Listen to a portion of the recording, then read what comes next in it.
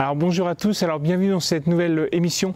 Alors aujourd'hui je vous propose de s'intéresser au secteur du champagne à travers mon analyse de la société Lançon avec une vidéo qui sera divisée en deux parties. La première partie vous donnera tous les paramètres clés qu'il faut assimiler pour bien comprendre le fonctionnement de ce secteur, et la deuxième partie de cette vidéo sera dédiée spécifiquement à la société Lançon, ce qui permettra de faire un exemple concret. Voilà, sur ce je vous retrouve tout de suite de l'autre côté, je vous dis donc à tout de suite.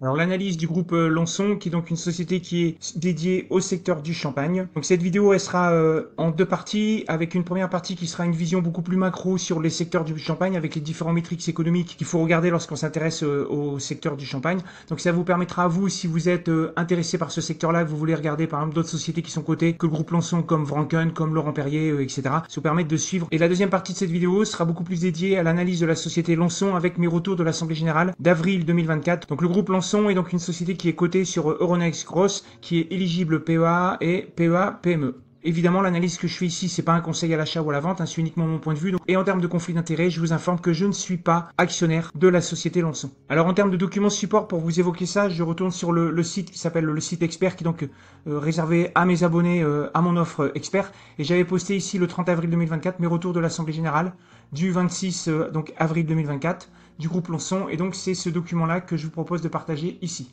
Donc le contexte, en fait, on a eu une présentation par le PDG, en fait, donc Monsieur Paillard.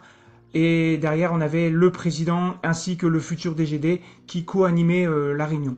Donc en gros, Lançon, c'est une société qui est familiale, qui possède 8 maisons de champagne et qui se positionne actuellement vers du luxe avec une montée en gamme de leur champagne. Donc vous avez ici les différentes maisons qui sont toutes connues par les amateurs de champagne. Donc la société Lançon, elle est basée à Reims, elle est plutôt fière de ses racines. Et la direction, à ce moment-là, évidemment, elle nous a accueillis au siège de la société avec tout ce qu'il fallait pour expliquer qu'ils sont plutôt vers le haut de gamme. Donc on a eu le droit à la visite des caves avec ici tous les stockages qu'on peut voir, et on verra dans les comptes qu'il y a énormément de stocks. En termes de valeur, il y a plus de 500 millions d'euros de stocks en fait dans les caves en propre du groupe Lançon.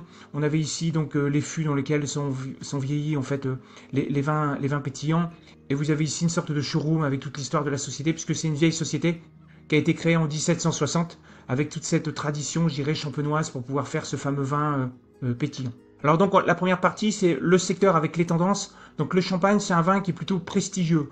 Il y a vraiment une dissymétrie entre les surfaces de champagne qui pèsent à peu près 0,5% des surfaces, en fin de compte, des vignes qui sont cultivées dans le monde. Ça fait 10% des volumes, et pour autant ça fait 35% de la valeur. Donc en données macro, en fin de compte, donc le champagne, ça se produit en fin de compte dans la région de France qui va donc de Reims à peu près jusqu'à l'Aube, en bas là, ici jusqu'au Rosé d'Hérissé. Alors le territoire est plutôt limité avec 34 200 hectares de vignes, avec 319 crus. Alors ce qui est important de comprendre, c'est qu'il y a 16 200 vignerons. C'est donc complètement atomisé en termes de sourcing du raisin, et 90% de ces vignerons sont vraiment indépendants, c'est-à-dire qu'ils ne dépendent pas des maisons de champagne. Donc à l'inverse, vous avez donc 10% des vignerons qui travaillent exclusivement pour les maisons de champagne. Alors les plus connus sont effectivement Lançon, mais vous avez évidemment Moët, Veuve Clicquot, etc., etc.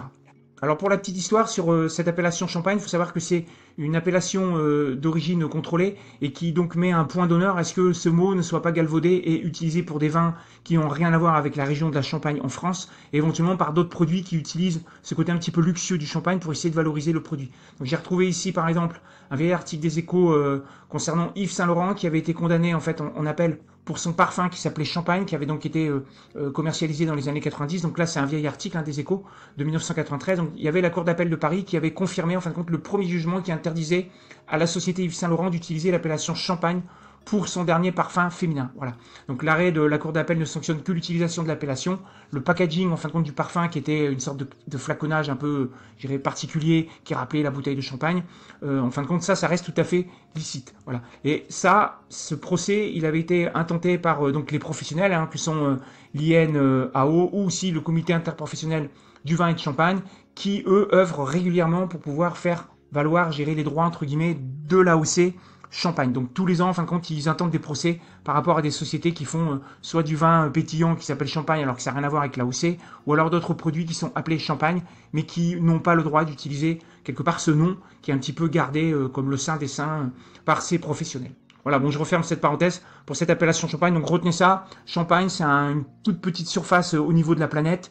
Par contre, en termes de valeur dans le vin, c'est plus d'un tiers. La valeur du vin, il vient de là. Et cette marque est particulièrement bien défendue par les professionnels. Alors le sourcing en raisin, donc en Champagne, le sourcing, comme je vous l'ai dit, il est détenu 90% par des vignerons indépendants et 10% par des maisons de champagne.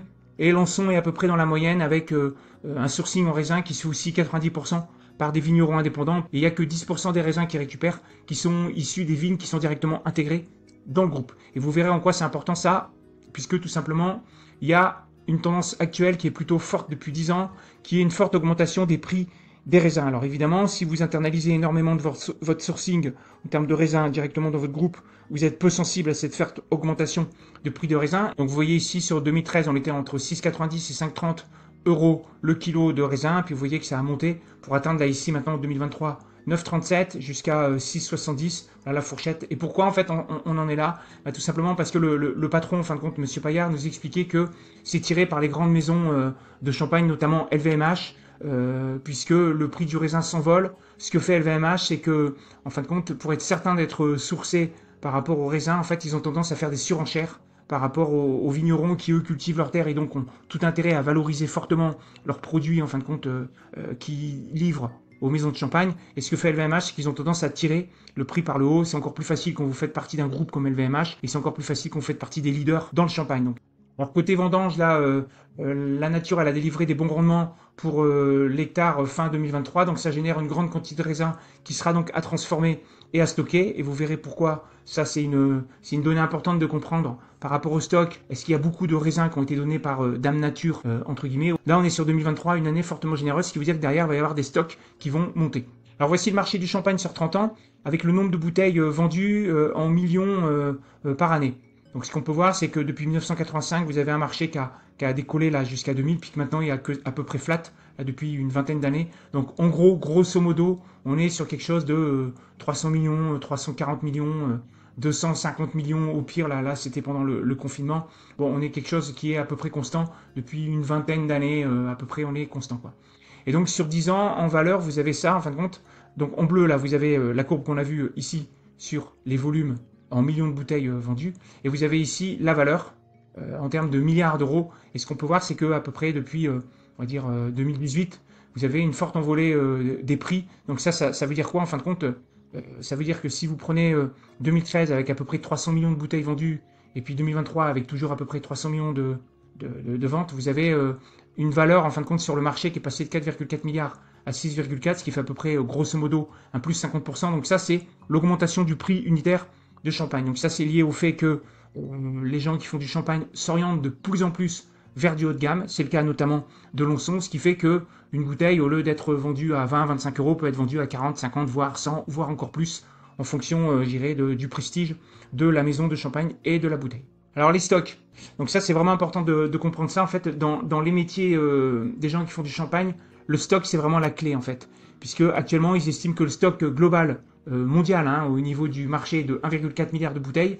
Ce qu'a dit le patron de Lançon, c'est qu'il pense que c'est beaucoup trop, parce que ça fait à peu près entre 4,5 et 5 années de consommation. Il faudrait que ce soit plutôt vers 3,8 années. Ça veut dire que quelque part, il y a un surstockage actuel. Là, depuis 2023, il y a un surstockage qui se fait à peu près partout. Donc chez Lançon, en fin de compte, ce stock, il pèse 500 millions au bilan. Donc il y a quand même un demi-milliard en fait de stocks qui sont tout simplement des bouteilles qui sont emmagasinées dans les caves en fin de compte de la maison Lançon. Et vu qu'ils vont vers du haut de gamme, ça nécessite un stockage qui est plus long. C'est-à-dire que la rotation du stock va être plus faible. Donc c'est autant en fin de compte, je dirais, de votre BFR avec toute votre trésorerie qui est donc immobilisée dans votre stock. Il faut retenir ça en fin de compte, quand on monte vers du haut de gamme, ça nécessite en fin de compte un stockage plus long, donc quelque part un BFR qui va monter. Alors si on regarde maintenant les clients, en fait la consommation entre pays, en volume sur 10 ans, ce qu'on peut voir ici, vous avez ici la France avec des millions de bouteilles vendues, donc on constate que ça diminue tout le temps. Ici vous avez l'export qui ont été divisés en deux, là vous avez les pays tiers et l'Union européenne. Donc quand on fait la somme des deux, on voit que maintenant depuis à peu près, on va dire quelque chose comme 2021, vous avez l'export en fait qui est supérieur à la consommation en France, notamment dans des pays qui font l'essentiel du marché. Donc l'export se fait dans 15 pays, mais vous voyez ici le chiffre d'affaires par exemple aux États-Unis pour l'année 2023, c'est 810 millions. Et puis en Angleterre, c'est 550 millions. Donc quand on additionne les deux, on arrive à quelque chose comme 1,3 milliard comparé aux 6,6 milliards qu'on a vu, donc ce qui fait qu'à peu près 20% en fin de compte du marché est fait dans ces deux pays, donc ça c'est du chiffre d'affaires. Puis en termes de volume, ce qu'on peut voir, c'est que vous avez par exemple les États-Unis et l'Angleterre qui ont à peu près les mêmes volumes, et vu que les États-Unis sont plus forts en valeur, évidemment ça veut dire que dans les États-Unis on est beaucoup plus haut de gamme.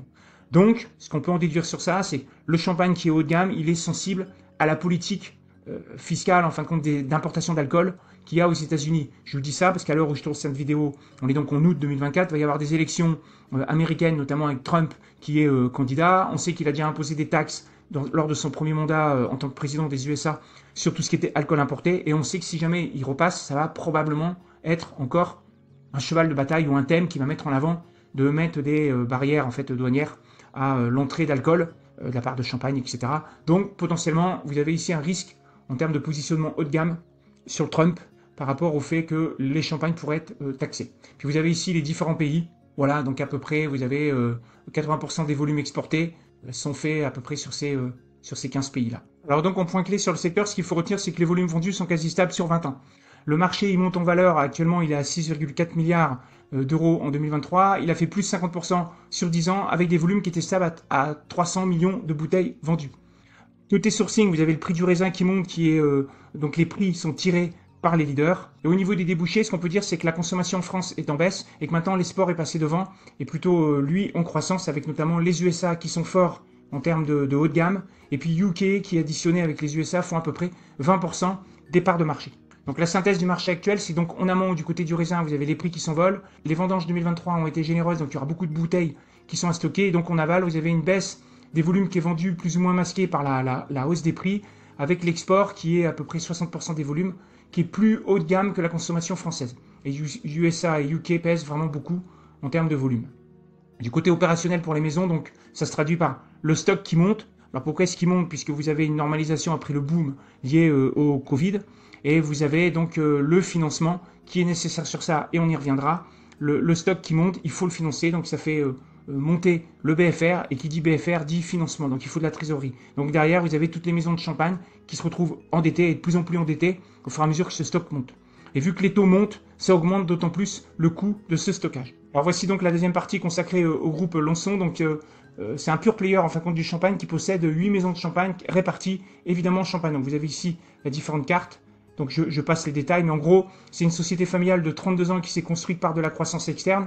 Et en fait, vous avez la famille qui a fait en 1991 l'acquisition du champagne Chanoine Frères, qui est donc une très vieille maison de champagne puisqu'elle a été fondée en 1730. Et donc vous avez ici le chiffre d'affaires du groupe Lançon en noir, et vous avez ici les dates clés. Donc vous voyez, chiffre d'affaires bon, quasi nul là, en 91, ils arrivent à 30 millions ici à peu près dans les années 96, 97 millions à peu près là dans les années 2005. Là ça monte d'un coup parce qu'ils ont fait une grosse acquisition notamment du champagne Lançon. Et puis vous avez ici le chiffre d'affaires qui est donc maintenant à 271 millions d'euros à peu près. La répartition du capital, donc au 31 décembre 2023, donc vous avez la famille Paillard qui possède en fin de compte 26% du capital, plus à peu près 22-23% du capital. Après, vous avez une autre famille qui s'appelle la famille Béjot, qui possède à peu près 24% du capital, puis la famille Boiselle, qui possède 19% du capital, et vous avez l'autocontrôle à 2,5%. Donc, ce qui fait que le flottant est plutôt faible de cette société, puisqu'il y a à peu près que 7% des titres qui sont à disposition à la cotation en bourse. Tout le reste est verrouillé. À noter ici un tour de table qui s'est fait au niveau de la deuxième génération dans la famille Paillard, puisque vous avez en 2023, en fin de compte, la famille Paillard, deuxième génération, qui a racheté des titres à une holding, en fin de compte, à 35 € dans un premier temps, puis 36 € dans un deuxième temps. Alors pour Lançon, donc le sourcing en raisin, il est à peu près conforme à ce qui se passe au niveau du marché, donc 10% est en propre, 90% est auprès des vignerons avec des contrats pluriannuels. Donc la stratégie de Lançon, c'est d'aller vers du haut de gamme, donc ils montent en valeur, donc en gamme, donc ça fait, comme vous avez compris, ils vont devoir garder les bouteilles plus longtemps pendant 4 ans, le temps de faire du vin haut de gamme, donc ça va nécessiter beaucoup plus de trésorerie pour pouvoir financer tout ça sur le BFR. Côté CAPEX, en fait, ils ont passé des gros CAPEX pour pouvoir monter en gamme. Donc ça, ils disent que le plus gros, il est fait. Maintenant, on sera plus sur de la CAPEX de maintenance. Donc ça, c'est plutôt bien pour la trésorerie. Et ils sont sur une tendance agriculture durable avec toutes les vignes qui sont donc en normes environnementales. Voilà, et ils poussent les fournisseurs à l'être. Côté distribution, donc ça, c'est important quand vous voulez analyser une société qui fabrique du champagne. Il faut regarder comment est-ce que ces produits sont vendus. Donc eux, ils sont à peu près symétriques. Hein. Ils ont un tiers qui est en vente directe à la cave. Vous avez un tiers qui est en magasin spécialisé dans la restauration. et puis un tiers qui se fait en grande surface. Alors l'effet marquant en 2023 pour la société Lançon, donc ils ont baissé en volume parce que ce qu'ils ont fait, c'est qu'ils ont abandonné certaines gammes qui étaient plutôt bas de gamme pour se concentrer vers celles qui ont plus de valeur, et on verra que c'est une stratégie qui est plutôt payante financièrement puisque ça a monté la marge opérationnelle. Les clients ont cependant peu acheté puisque tout le marché ralentit, il y a une normalisation post-Covid qui est en cours, il y a l'inflation du prix des bouteilles, il y a le contexte géopolitique qui est moins euphorique alors que le champagne est quand même un vin de fête, de célébration. Bon, ainsi, on se retrouve avec des stocks partout, comme je l'ai dit, il y en a chez les producteurs, il y en a dans la distribution. Si on fait juste un focus sur quelques agrégats comptables, ici vous avez le compte de résultat de Lançon, donc vous vous retrouvez avec un chiffre d'affaires qui est 271 millions, à peu près comme en 2021, à peu près, mais pour autant, si vous regardez le résultat opérationnel courant, lui il est monté à 21%, 22% du chiffre d'affaires, alors qu'avant il était à 11%. Et pourquoi est-ce qu'on se retrouve avec un résultat opérationnel, une marge opérationnelle qui fait x2? Tout simplement parce qu'ils sont montés en gamme. Et tout ça, on peut le voir avec le site Zone Bourse. Donc moi qui ai un compte chez Zone Bourse, vous allez dans la partie finance, prévision des analyses sur Lançon. Vous avez ici le chiffre d'affaires en noir. Vous avez ici la marge d'exploitation qui est donc ce petit trait qu'on voit ici qui descend comme ça. Donc là, on voyait que la marge d'exploitation, elle était à peu près à 11%. Elle baissait jusqu'à à peu près, on va dire, 6% dans l'année 2020. Et puis vous retrouvez ici avec une montée. En fin de compte, une montée assez forte en fait de cette marge d'exploitation liée à la stratégie d'un recentrage direct très fort sur le haut de gamme. Alors ça, donc en termes de marge d'exploitation, c'est plutôt bien puisque vous vous retrouvez avec une marge d'exploitation qui est au plus haut de tous les temps en 2023 pour le groupe. Mais vous avez compris que le pendant de ça, c'est qu'il va falloir stocker les bouteilles plus longtemps, pendant 4 ans, donc un BFR plus fort, donc une trésorerie qui va être mise à contribution de façon plus intensive, donc il va falloir lever encore de la dette. Donc vous vous retrouvez, une fois que le résultat opérationnel, je dirais par rapport à 2021 par exemple, a fait quasiment x2, forcément vous vous retrouvez avec derrière tout le reste qui suit, même si la partie dette elle est importante. Vous allez voir que le coût de l'endettement financier, il est quand même passé, on va dire, de moins 4 millions à moins 10 millions ici, et ça vous l'aurez compris, c'est la montée des taux liés à la dette que possède la société pour pouvoir financer son stock. Après la dette, elle est en moyenne à 2%, à peu près, ils vont avoir 3% sur 2024, et donc le coût de la dette sera à peu près vers 15 millions en 2024, et peut-être vers 20 millions en 2025. Donc ça, c'était les estimations de la direction. Et côté CAPEX, par contre, ça va descendre, on aura plutôt 9 millions par an en moyenne, et on maintient seulement maintenant, et non plus des CAPEX de montée en gamme avec des changements d'outils, de process, etc. Alors ici, vous avez, quelque part un paragraphe qui est intéressant, puisque ça, c'est tous les CAPEX en fait, qui ont été passés. Donc ici, en vert, vous avez les vignobles qui ont été rachetés depuis 2013, donc sur 10 ans. Vous avez ici les actifs industriels qui ont été financés, et là, vous avez le total. Donc ce qu'on peut voir, c'est qu'il y a eu une bosse ici des CAPEX, ici, il y a une bosse aussi des CAPEX, mais ce qu'ils nous ont dit, c'est qu'on va se retrouver avec des CAPEX qui vont descendre à peu près vers 9 millions, là, à peu près vers ici, là, quelque chose comme ça. On va arriver vers cette barre-là. Voilà, donc ce qui fait qu'en termes de CAPEX, on va gagner quelque chose comme 3-4 millions. Alors le bilan, donc le total de bilan de cette société est de 1 milliard sur 2023. Et le phénomène qui est marquant, et ça vous l'avez dans toutes les maisons de champagne, c'est que vous avez énormément de stocks qui pèsent sur le bilan. Ici, vous voyez, on se retrouve avec un stock qui est plus de 500 millions. Vous avez grosso modo la moitié du bilan qui est dans le stock en fait. Et comme on l'a vu, le stock il va être amené à durer. Pour pouvoir faire du haut de gamme, il faut garder les bouteilles 4 ans. Donc ça, c'est autant de millions en fin de compte qu'il faudra financer en face par de la dette. Donc en notre actif, ce qu'on peut noter, c'est qu'en trésorerie, il n'y en a pas trop. Le stock est très important. Et puis vous avez ici des actifs corporels, bon typiquement des trucs d'agriculture, c'est-à-dire donc des terrains et puis aussi des machines pour pouvoir faire la transformation du raisin en vin pétillant. Après côté passif, ce qu'on peut voir, c'est qu'il y a quand même pas mal de dettes. Vous retrouvez ici avec des capitaux propres de 350 millions. À peu près ici, vous avez des dettes financières pour les stocks de 430 millions, pour les investissements de 53, donc on arrive à 480 millions. Donc vous avez ici effectivement quelque part une dette qui est plutôt forte, et ça c'est typique des sociétés de champagne.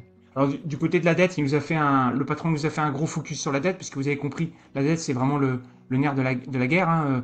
Donc vous avez ici tout un tas de détails, en fin de compte, sur la dette. Bon, je passe rapidement, mais en gros le patron nous a dit, notre dette n'est pas bonne, le stock plus le coût du raisin qui monte, tout ça c'est des vents contraires auxquels on fait face. Mais bon, par le passé, ils ont déjà montré leur agilité, puisque la société existe depuis plus de 30 ans.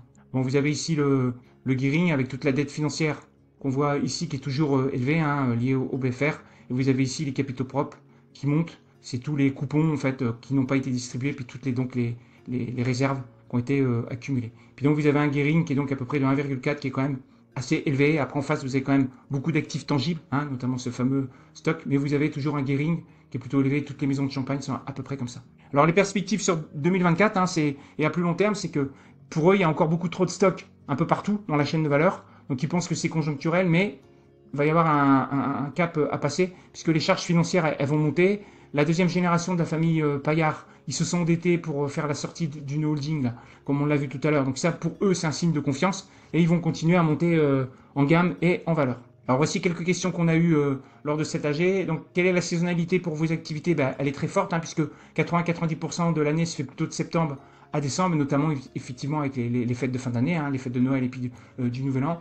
Une autre question sur la dette prise pour acheter les parts de FIAC, va-t-elle demander des coupons plus élevés? Ils pensent que non, pas spécialement. Ils vont rester toujours prudents avec un payout à peu près de 20%, 30% maxi. Ils visent à monter les fonds propres, hein, évidemment, parce que vous avez vu que le gearing, il est quand même assez important.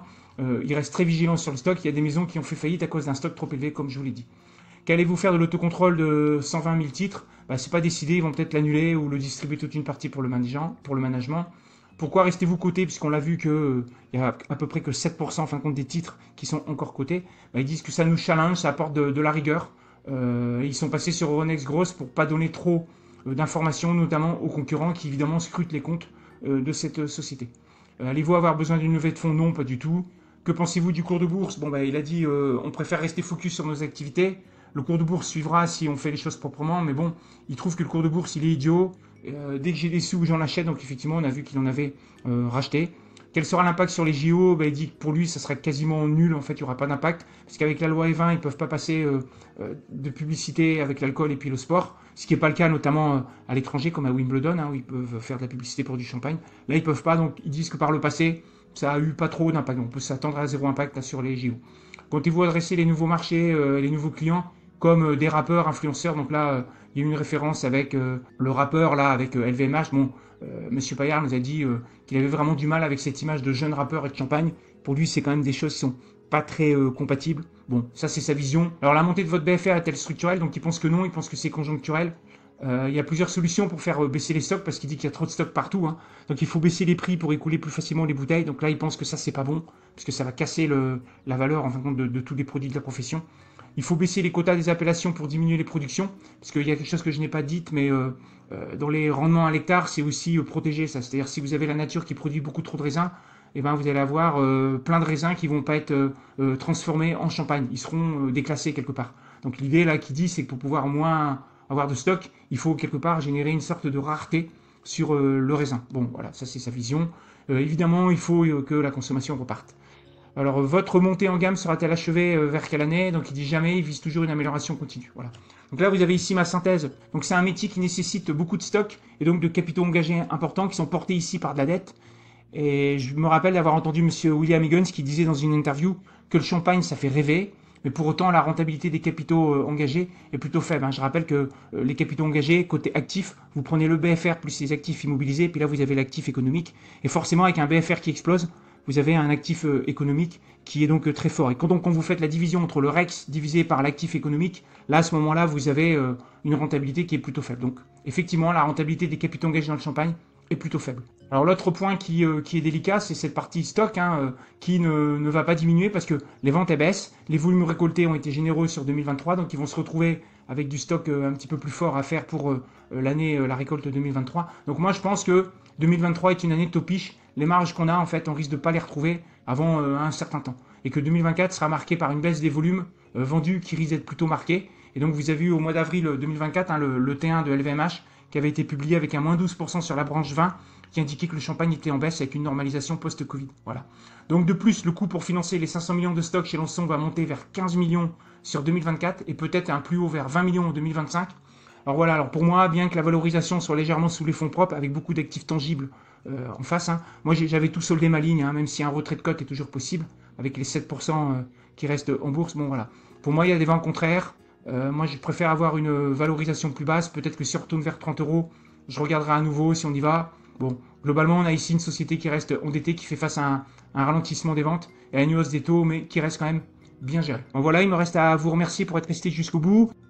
Il me reste à vous inviter à vous abonner à ma newsletter pour 2 raisons. La première, c'est que vous bénéficiez de 30 minutes de cours gratuits sur la lecture des états financiers, comment lire un rapport financier, et vous aurez aussi accès aux dernières analyses de sociétés cotées. Donc le lien est dans la barre de description. Et je vous rappelle mon partenariat avec la société Zone Bourse qui va vous permettre de bénéficier de réductions exclusives sur les abonnements annuels que propose donc cette société avec le lien dans la barre de description. Voilà, sur ce, je vous dis prenez soin de vous et à bientôt. Ciao!